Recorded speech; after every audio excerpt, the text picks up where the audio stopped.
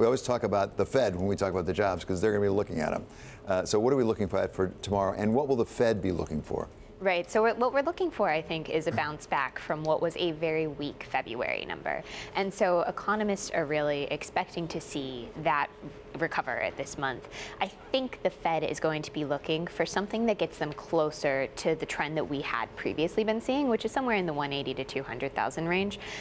But they wouldn't be super alarmed by a slowdown that brings that average down a little bit, just because they have been expecting that to slow amid a very tight economic outlook. Well, Jeanna, it seems to me that there are two things they're looking at. One is, do we have pretty close to full employment? Because that's part of their mandate, is to worry about jobs, right?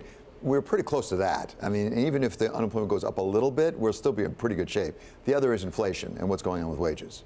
Absolutely. So I think wages are potentially the pivotal part of this jobs report, at least from the Fed's perspective, just because what we've seen is a nice acceleration in wages, but not the kind of numbers that we have seen in previous cycles, and not those kinds of numbers sustained. So we're at 3.4% right now. That is up pretty decently from where it was a year ago, almost a full percentage point. I think they're going to want to see something in that range sort of sustainably. I was going to say, what's the bar for the Fed to react on wages? Like, even if we get like a really killer wage number, what's the bar for them? I would guess, just talking to them regularly, that it's very high at this point. You know, they are pretty committed to this patient view, and I think wages take time to react to a tight labor market. And if we're seeing the economy slowing and the labor market slowing, and what we see is a wage increase that was sort of entrained based on the previous tightness in the labor market, I think they're going to be hesitant to react too sharply to that.